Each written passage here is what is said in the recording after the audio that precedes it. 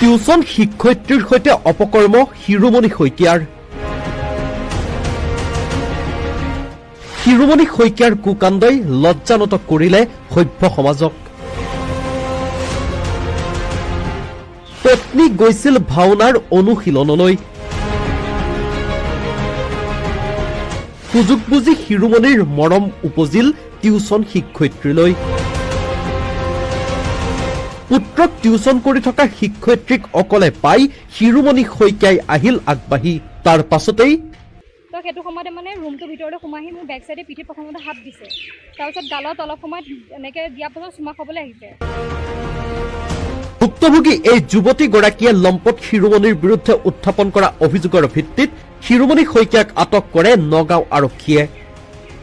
মঙলবাৰে সন্ধিয়াৰ ভাগত নগাঁও টাউনৰ তেলিয়া গাঁৱৰ নিবাসী এইজন শিৰোমণি শইকীয়াই সংঘটিত কৰা এই জঘন্য কাণ্ডক লৈ কিছু উত্তেজনা বিৰাজ কৰে অঞ্চলটোত।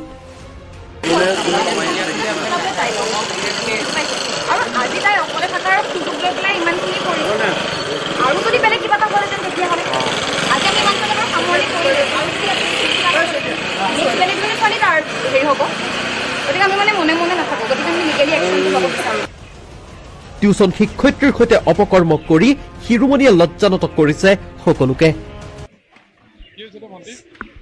মানে মই ইহঁতৰ ঘৰৰ সৰুটো ল'ৰা টিউচন কৰোঁ। আজি যোৱাকালি মানে দুমাহ হৈছে। তাৰপিছত আজি মানে বা নাছিলে, বা এই ভাওনা প্ৰেক্টিছ কৰিছে, ভাওনাত কিবা মানে লৈছে নেকি, প্ৰেক্টিছৰ কাৰণে গুচি গ'ল। তাৰপিছত 4টা বা 5টালৈ মই পোৱালিটোক মানে টিউচন কৰোঁ। 5টা বজাত শেষ হৈছে, মই পোৱালিটোক হোমৱৰ্ক দিছোঁ। তো সেইটো সময়তে মানে ৰুমটোৰ ভিতৰলৈ সোমাই আহি মোৰ বেক চাইডে পিঠিত প্ৰথমতে হাত দিছে, তাৰপিছত গালত অলপ সময় এনেকৈ দিয়াৰ পাছত চুমা খাবলৈ আহিছে। তো সেইটো সময়তে মই ধাক্কা মাৰি দিলোঁ মানে। তাৰপিছত মই বাহিৰলৈ ওলাই আহিলোঁ। তাৰপিছত তেওঁ কৈছে এই হেৰি কি কয় তোমাৰ ফিজটো দিব আছিল, এই ফিজটো লোৱা, হেৰি কি কয় বেয়া নাপাবা দেই, তোমাৰ নিজৰ বুলিহে মই মৰম কৰিছোঁ। মানুহটোৱে কৈছে।